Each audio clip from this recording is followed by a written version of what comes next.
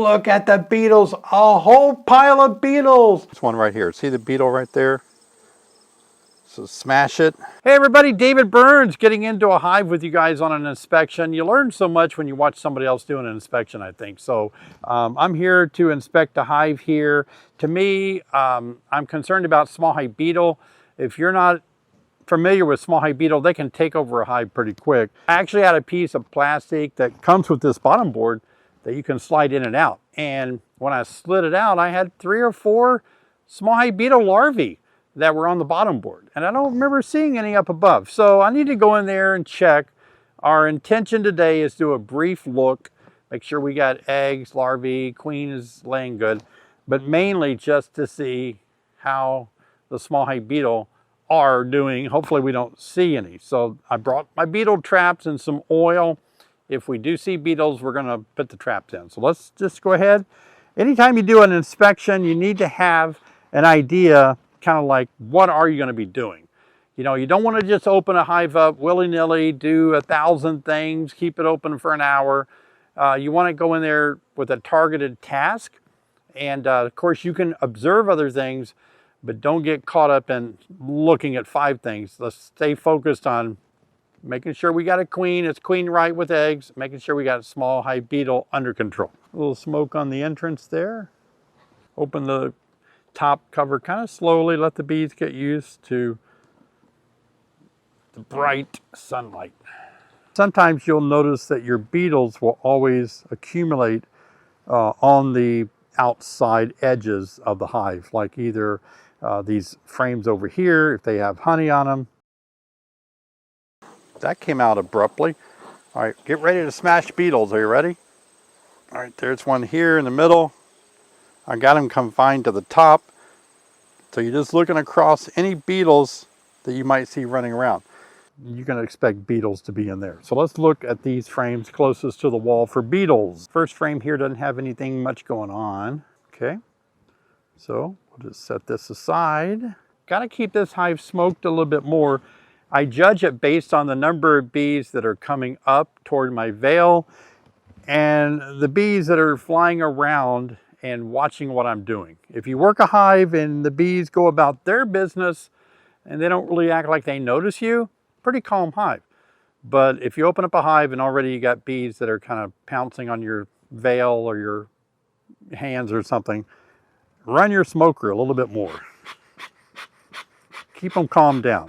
I'm going to show you another trick, okay? This is going to be really important if you're working an aggressive hive or a hive that's more defensive. The sun is at my back. So if you notice, if I step here, look at the shadow I'm casting on the hive.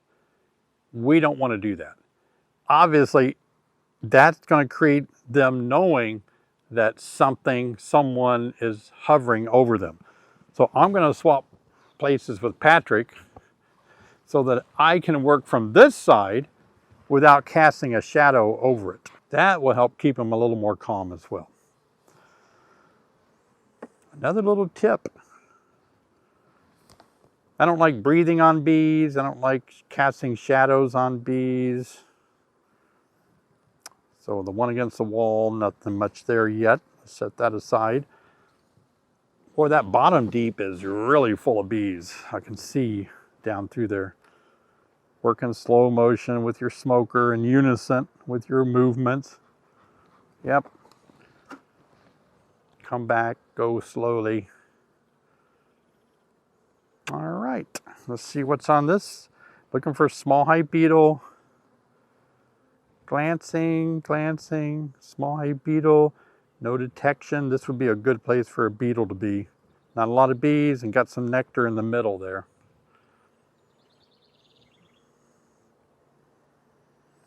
Looking at the other side. No beetle, no brood. Gonna set that over here. Gonna go for our next frame, working slowly. The propolis, because it's about 80 degrees today, the propolis is very gooey. It's not very hard, so it's easy to move frames around. Little nectar in the middle. Still no small hive beetle. This is where you'd expect to see them right here.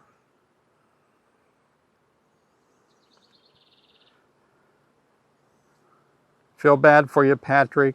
We got clouds that's changing your bright and dark. Okay, no small hive beetle at all. That's great. I might go ahead and just put a trap in there to show you guys exactly how to use these small hive beetle traps. Doesn't hurt to have them in there. Wow, look at the nectar there. Beautiful. It's not honey yet because it's not capped over.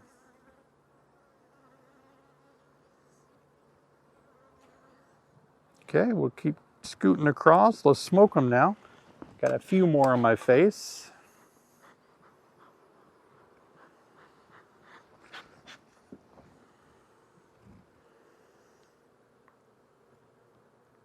Don't even have to use my hive tool to separate the frames. All right, they're starting to draw this new foundation out. Look at that. Yeah, beautiful. They haven't drawn it out enough to lay eggs in it yet, although it is tall enough. And did I see some eggs down there? I do see eggs actually. Yeah, so I do see eggs in the taller cells right there. Yeah, it'd be hard to see that. That's good. So we have eggs. The queen's doing a good job. Oh yeah, this one's all full of eggs over here.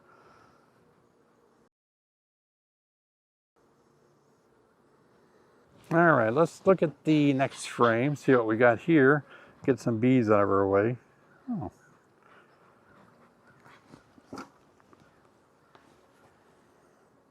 Slow motion, don't get too excited. Keep your bees calm by working in slow motion, especially when you pull frames up like this.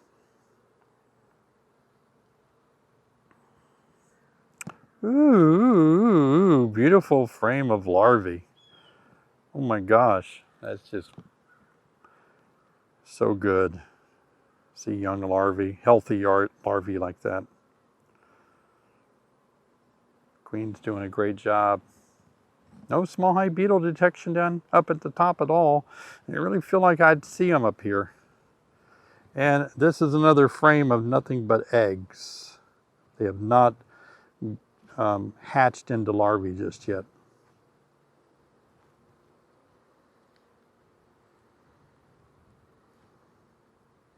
I'm pretty sure this hive was a split that I made earlier. Okay, I can't pull this frame up because it's stuck on the frame below it. So we're using our J-hook. So I like to take the tip of the J-hook like this. You kind of have to bend it down, go between the frames. And look how that ledge catches on the hive tool. And then you can just keep going and it pulls it free. Do you see that? Yep. That pulls it off the bottom. That's really a nice use of the J-hook hive tool. In the old days, we didn't have the J-hook, and you had to use kind of techniques that we developed to get that broken loose off the bottom. This one's really heavy. Anytime you pick up a heavy frame, it's going to have something like nectar or honey on it, because brood itself doesn't weigh that much.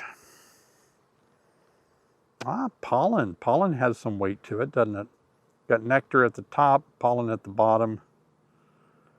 I bet we have more nectar over here. Yep, well, about the same. Pollen at the top, or nectar at the top, pollen at the bottom. So we wouldn't see our queen there because there's nothing for her to do there. She can't lay eggs in nectar and pollen.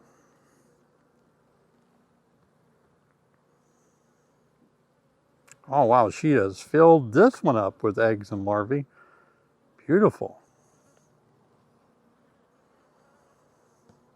Ooh, anybody see the queen? I'll give you a hint. She's wearing a blue crown. She's a nice looking, nice sized queen. Look at that. And yep, all those eggs and larvae she's laid in there. So this inspection is over. We might find some small hive beetle. If I were to go back down in the bottom, I might find small hive beetle. But at this point, I don't see that it is an issue.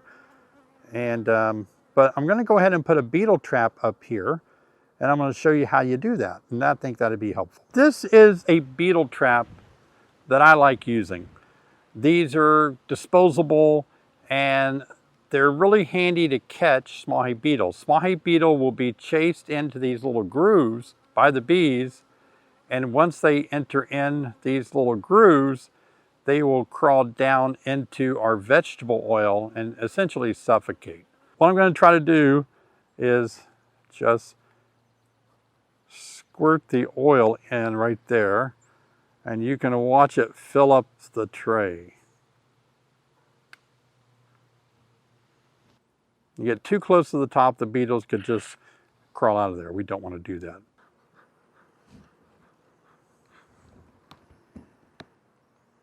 Okay, we can set it there temporarily. And now we want to use our hive tool to kind of open that gap up a little bit. Give us a little more room for it to fit in there nicely. There we go. Push it down to where it is level with your frames like that.